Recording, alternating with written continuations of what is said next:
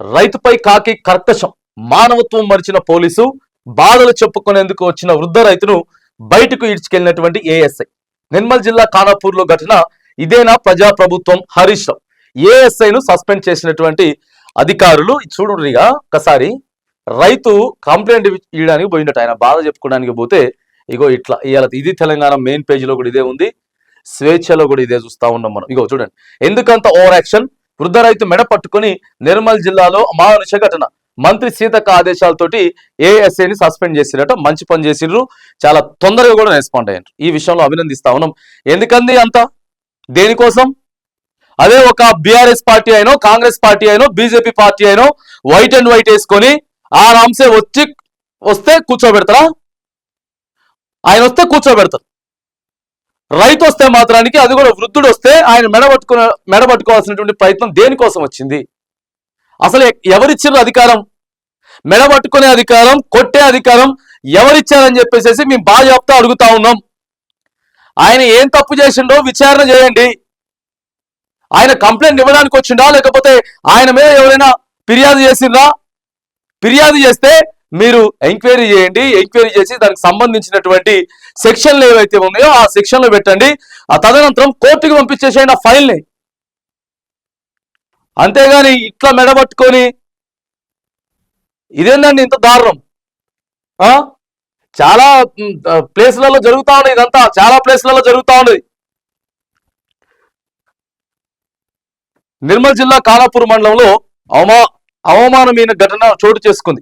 పాత ఎల్లాపూర్లో జరుగుతున్న రైతు భూభారతి సదస్సులో తన సమస్యను చెప్పుకునేందుకు వచ్చిన ఓ రైతు పట్ల అక్కడి అధికారులు, పోలీసులు అమానుషంగా ప్రవర్తించారు.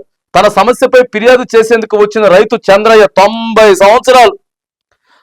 సంవత్సరాలు ఆయన్ని పట్టుకొని ఎట్లా మెడబట్టుకోవాలనిపించిందండి బాబు? ఎట్లా అట్లా చేయాలనిపించింది మీకు? అధికారులతో మాట్లాడుతుండగానే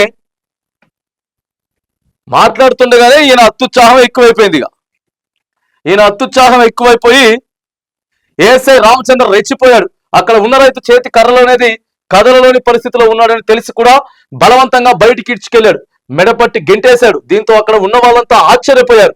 ఏం జరుగుతుందో కూడా తెలియనటువంటి పరిస్థితిలో ఉండిపోయారు. మరి ఆయన మైండ్ ఏడ పని చేస్తుందో, ఎందుకంత ఫస్ట్రేషన్, దేనికోసం అంతా?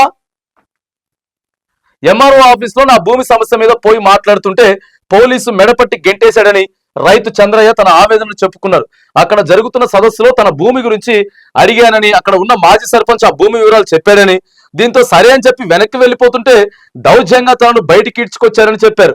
ఒక మగ పోలీస్ అధికారితో పాటు మరో మహిళా పోలీస్ కూడా తన పట్ల అనుచితంగా ప్రవర్తించిందని చెప్పుకొచ్చారు. ఇప్పుడు భూభారతి అని చెప్పి పెడుతుర్రు కదా, మొత్తం సభలు పెడుతుర్రు కదా, ఓ షెడ్యూల్ రిలీజ్ చేసి దానికే పోయిందట ఆయన అంతగా ఎక్కువ కూడా ఏం చేయలే. ఆ రైతు 90 ఏళ్లకు పైగా ఉన్న నాపై ఇలా ప్రవర్తించడం ఏంటని ప్రశ్నించారు. ఉన్నతాధికారులకు తన భూమి సమస్య చెప్పుకునేందుకు వస్తే నన్ను కనికరం లేకుండా ఆ పోలీసులు ఈడ్చుకెళ్లారంటూ రైతు చంద్రయ్య ఆవేదన వ్యక్తం చేశారు. ఇక ఆయన్ని సస్పెండ్ చేశారు మంత్రి సీతక్క ఆదేశాలతోటి. పాత ఎల్లాపూర్లో జరుగుతున్న భూభారతి సదస్సుకు వచ్చిన రైతు అధికారులతో వాగ్వాదం చేస్తున్నాడని, అక్కడ నుంచి రైతుల్ని పంపించాలని చెప్పడంతో ఏఎస్ఐ రామచంద్ర రైతు పట్ల దురుసుగా ప్రవర్తించారని ఎస్పీ జానకి తెలిపారు. ఇలాంటి చర్యలు హర్షించమని అన్నారు. నిర్మల్ పోలీసులు మీ పోలీసులు అంటూ ప్రజలకు దగ్గరవుతున్న సమయంలో ఇలాంటి చర్యలను సహించం.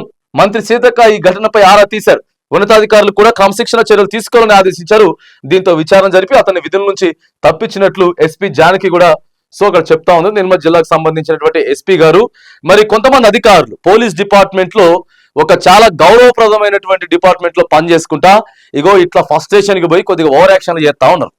అందరు కాదు, అందరు కానీ 90% మంది ఉన్నారు తెలుసా, పర్ఫెక్ట్ గా హెల్ప్ చేసేటటువంటి పోలీసులు. ఇలా చాలా బాధ్యతగా పనిచేసేటటువంటి పోలీసులు, ఎందుకంటే మనం చూస్తా ఉన్నాం కాబట్టి చాలా రెస్పెక్టబుల్ గా ఆ డిపార్ట్మెంట్ కి పేరు తెచ్చేటటువంటి విధంగా పనిచేస్తా ఉన్నారు పోలీసులు అంతా కూడా. ఓ 10% మంది ఇట్లా సైకోల్లాగా చేసి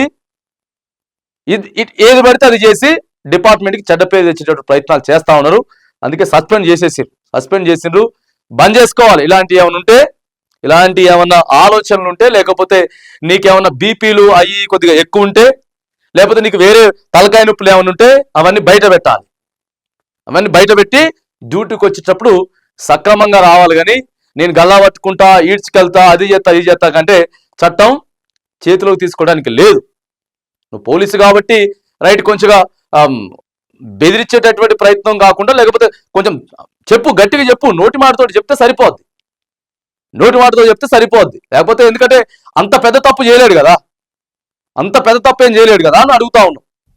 ఇప్పటికైనా సరే ఇగో ఇలాంటి జర ఆలోచించి చేయాలని చెప్పేసి పోలీస్ అమలు మనం విజ్ఞప్తి అయితే చేస్తా ఉన్నాం.